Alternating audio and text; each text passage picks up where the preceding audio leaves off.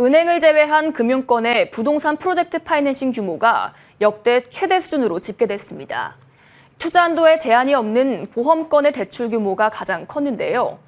비수도권을 중심으로 미분양 가구가 잇따르는 와중에 늘어난 보험사 지방사업장 PF 대출이 새로운 부실 뇌관이 될 수 있다는 우려가 커집니다. 김다솔 기자입니다.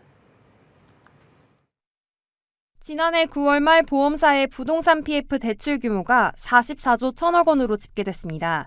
전체 이금융권 PF 익스포저 가운데 39.6%에 달합니다. 대출 규모는 은행, 증권, 여신 전문 금융사에 비해 월등히 높습니다. 이상 신호는 슬금슬금 오르는 연체율입니다. 보험권 PF 연체율은 지난 2021년 말 0.1%에서 0.4%로 올랐습니다. 타 업권에 비해 양호한 수준이지만 부동산 PF 시장에서 덩치가 가장 큰 만큼 안심할 수 없습니다. 가장 우려되는 건 확대된 비수도권 사업장 PF 대출입니다. 지난해 6월 기준 보험사의 지방사업장 PF 대출은 13조 원에 육박합니다. 저축은행이 취급한 총 PF 대출 규모인 11조 원을 훌쩍 넘깁니다. 손해보험사의 경우 전체 PF 가운데 비수도권의 비중이 38%에 달했습니다. 고금리 시기 부동산 시장에 찬바람이 불면서 보험사들이 바짝 긴장한 이유입니다. 지방을 중심으로 분양시장이 꽁꽁 얼며 비수도권 PF 대출 건전성 관리에 빨간불이 켜졌기 때문입니다.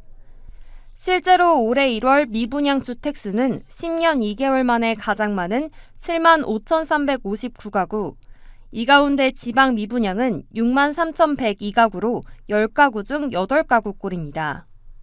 전문가들은 한도 규제 등의 방파제를 마련해야 한다고 조언합니다.